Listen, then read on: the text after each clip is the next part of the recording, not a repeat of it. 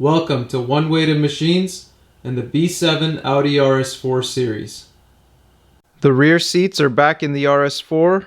The best advice for reinstall or installation of new seats in any B6 or B7 platform car is go and watch the video I made over a year ago for the removal, as that's very detailed with video shots. Okay, so even before reinstall, watch that. Here I have compiled everything that I did for the reinstall into the tips and tricks that are different for install that might help you, because it's still tricky. Maybe this is just for the RS4 for some of this stuff, but let's get into it. This piece here can give you a lot of annoyance, but take what happened to me. You just need to bring the carpet, okay? And the carpet will show you the orientation of this, because you're going to keep flipping it because you could screw it in different ways. So the point here is you still have to do it the same way as before. You have to put the 13 mils in from the inside. It's really hard once it's inside there. If you do try to do it any other way by putting this in first, you do risk breaking the plastic bracket on the seat side that slides into the stick thing here. This single T30 bolt goes in later. We will talk more about this piece. It's not very clear in this picture, but this J-hook shaped piece goes in later with that one T30. Here it is from a different angle. Here it is from a different angle. A lot of you will remember, and I think a lot of odd things about this car with the rear seats are because of the idiot that installed the rear view camera on this a long time ago. Which again, this car, these things I show them so that they're lessons to the more new people. You don't just give a German vehicle to your local stereo installer or rear view camera electronics installer. These cars take a specific touch to work on, and a lot of people don't have them, and they're trying to make a quick buck and get the next 4 cars in the same day and have their $15 an hour cash technician fix it for them. So this was the stripped bolt. I had struggles with it. You are gonna have, I actually pinched the 18mm nut with my finger, and then I tightened the bolt down to adjust it. But again, having a deep socket and going between tightening the 18mm and the H5 is your best bet. You'll find the way to do it. So this piece here with the carpet is what I was saying about the orientation. So just take a look at how it sits there and you'll know how to screw it in. Now going forward, I'll probably mention it again when I get to some other pictures, but you can fold the seat back and forth to get the back 13mm on first, but it takes a lot of strength to hold the whole seat, especially on the double one, with your hand, and fold the seat forward while it's not in position, because you're still installing its positioning pins everywhere, and screwing in that 13. So that's the most frustrating part about it, but still, the way that I show you is the safest way to not have a random creak sometimes that'll drive you nuts coming from the back seats that you can't diagnose. So that's for the carpets. This picture here shows where the tab sits. So that's the seat behind the driver's seat. So that circular portion sits inside the piece that we did not remove, okay?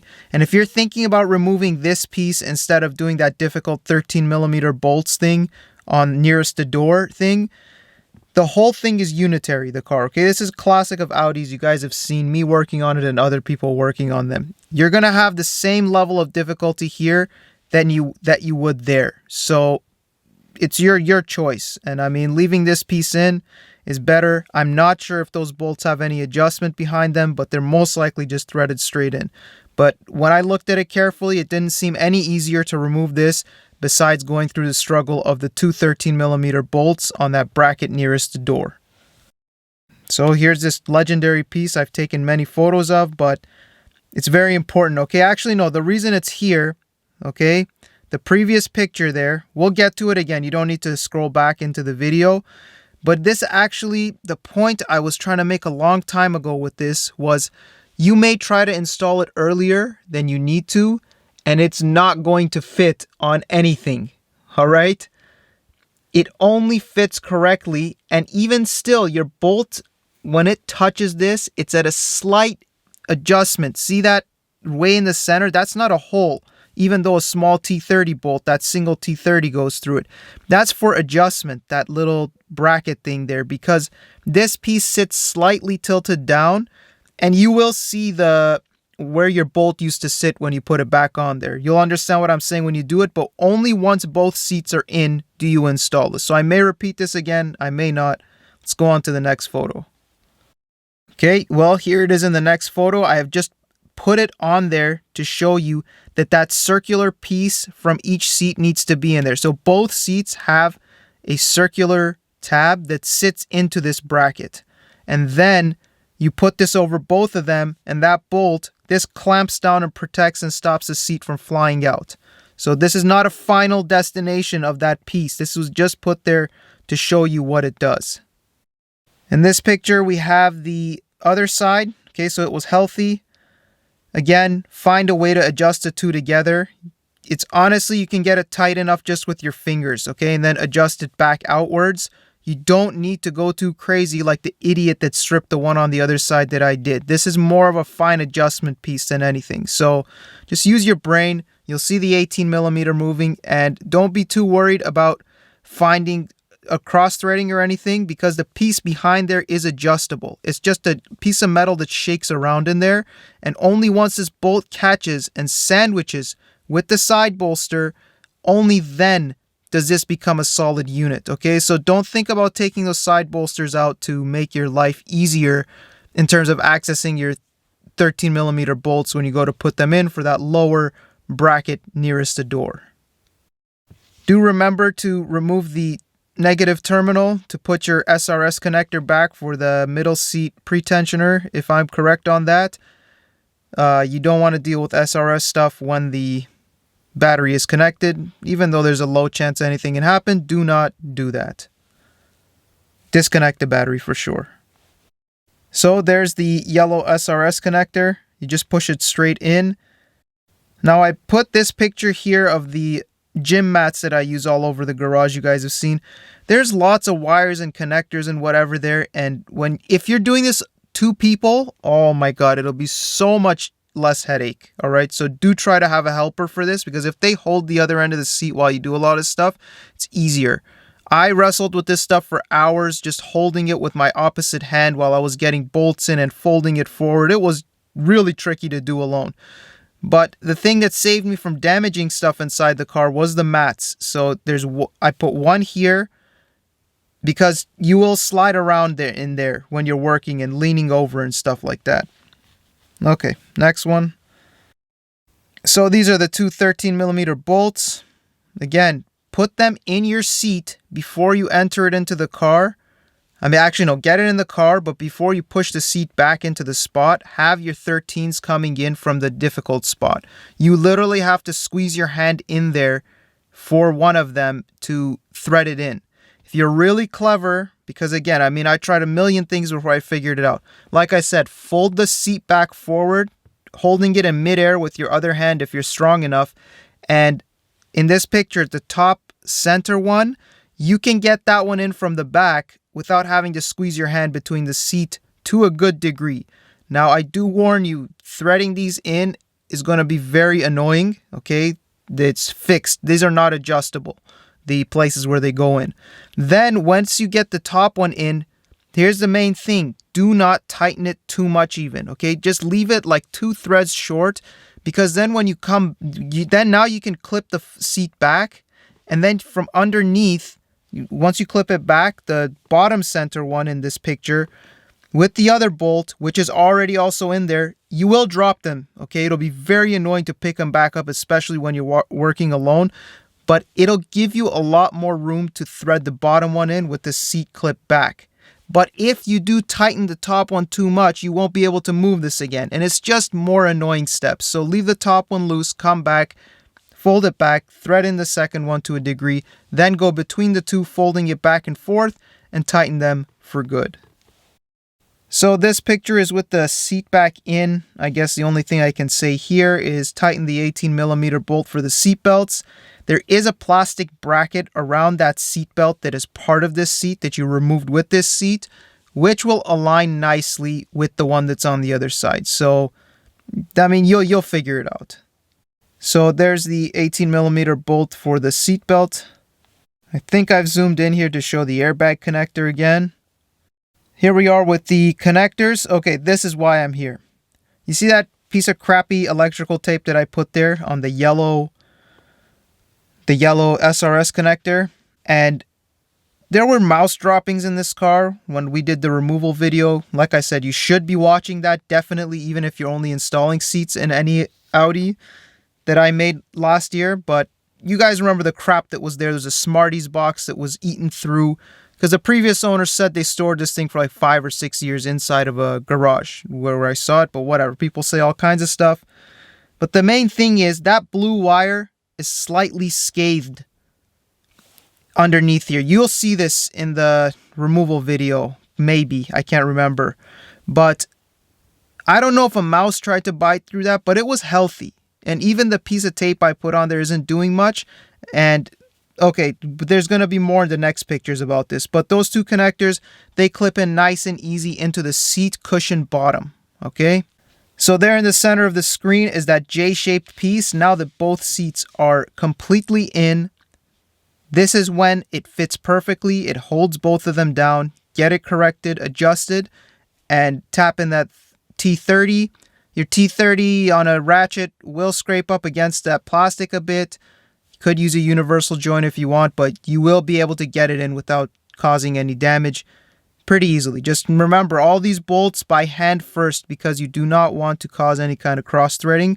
So a lot of stuff goes straight into the unibody of the car. Not this piece, but some pieces do. And that plastic cover, the same way we took it off, you curl off the J-hook parts first, and then it's going to take a solid hit, because you remember with the screwdriver how when we popped it off, what happened? Solid hit, and it'll clip right back in at the bent end there towards the left center of the screen on this picture. So there's that plastic piece reinstalled onto the J bracket that holds the seats in. Okay, continuing with the SRS thing and the mouse droppings and the Smarties box and everything from way back. This time around, look at what I realized. On the foam that goes over the SRS connector, the yellow connector, that looks like mouse bite marks, okay? And there was more, maybe it'll be in the next picture, but this leads me to think that, I mean, these foam pieces are put in there to prevent damage, but they actually become an attracting force for mice. So this might be key, because those of you that follow the car and the channel, Operation No Dash Lights to the maximum that we can. The shop did tell me with their advanced scan tool that I need a seatbelt buckle for the driver's seat, which is causing my airbag SRS light. But we cannot discount this, okay? I mean, the wire still has good continuity, which is why I told you the stupid tape I put on, I didn't put it on perfectly, but it's not gone into anything else, okay? The two wires aren't going to touch and short or anything odd like that. So there's still stuff going through there. I should repair that at some point, but I have slid the foam back over and we'll see what happens. But that does look like mouse bite marks into that foam. Here it is from a bit of a different angle in this picture. And yeah, that's what I was saying. At the right mid end of that piece of foam, you could see a lot more bites. I couldn't get it that good in my photos, unfortunately. So there it is, where the foam is supposed to be. Now, it's not in this picture, but a lot of those electrical connectors have Christmas tree style plastic push rivets. You can just use the butt end of your ratchet to push those into the holes that they go into. And this side with the SRS connector has two, okay? So you have to put them respectively. The one with the thicker wire goes lower to the seat bottom, to the bottom of the car. And the green one, which is related to the yellow plug, goes higher up on the bracket for the side bolster. So the Christmas tree plugs all go into the side bolster. Don't mix these two up. On the other side, there's only one, so you can't really mix it up. This here, the SRS connector, is on the passenger side for a North American vehicle. Now, here's another interesting point. This is the seat bottom, okay? When I came to put these back, I don't know if they'd always been like this. Again, I mean, this seat bottom had been removed by some shops. I don't care if they're, I don't even care what Audi Pro shops are anymore. People F these difficult to work on German cars so much because of the techs they hire. Okay, not gonna rant, but the point here is, you guys know there's clips missing on this car because someone probably took this out into the fuel pump or something. But okay, back on topic on this picture.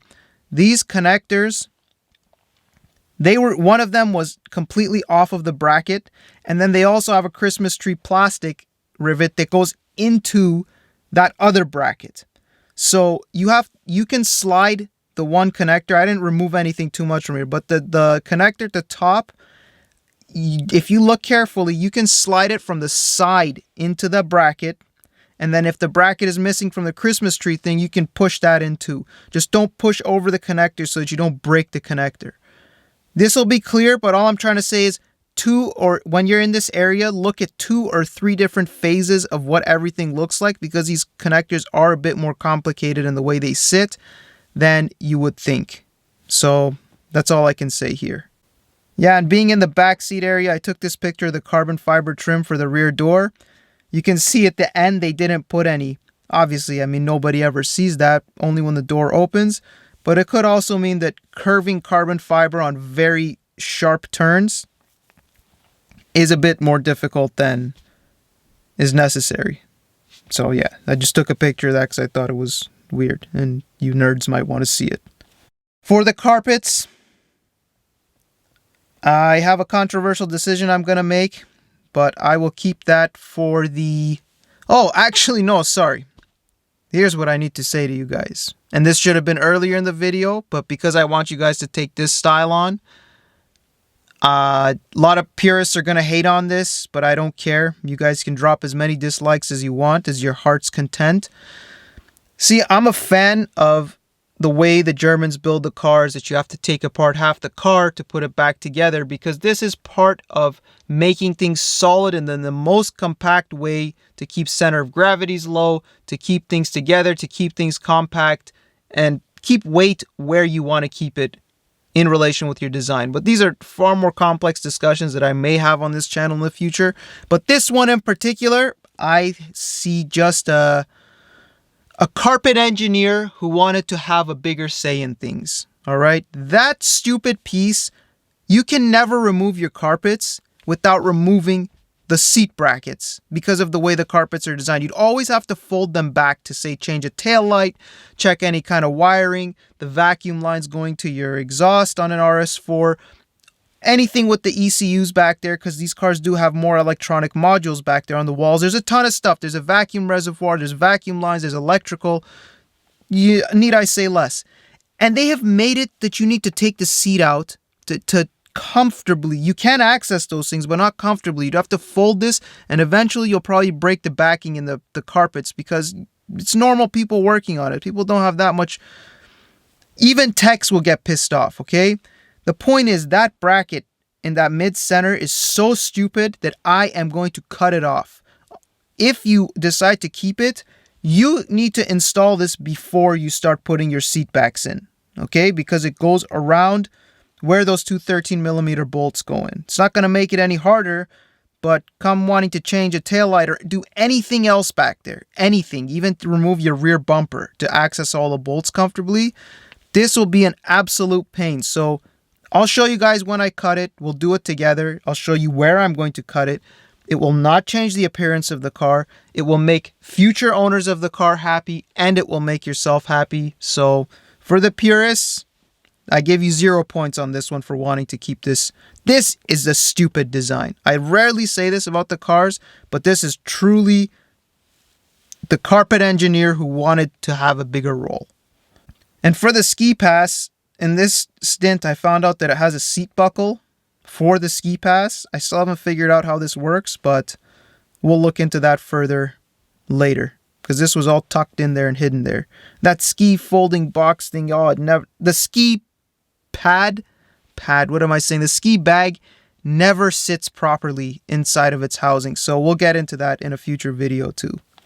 There's another shot of the seatbelt for the ski bag. Okay, here we are at the cup holders for the rear seat rest. And you do not want to have any idiotic people using these, because they can easily break them. In the next video clip, I took it when I was doing the work. You will hear some more narration from me.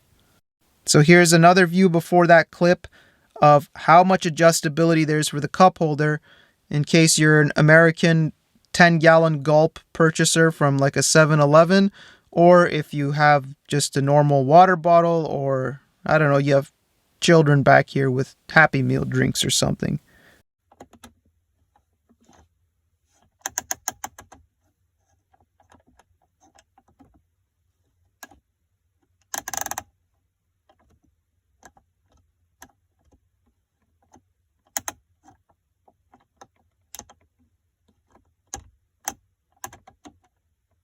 It gears this way. Sorry, push in this way, gears out this way to the right size of the cup. So don't have brainless people out here in the back seat. Obviously for the reason that they could break these intricate mechanisms back here if they just shove a cup inside of it, which is the incorrect size. In terms of if I mentioned it or not, for the latches, the issue, a lot of you might run into that. So I am going to mention that in the next part of this series as soon as we get to it. And we will also deal with the carpets and other things that we have discussed. So see you guys in the next video.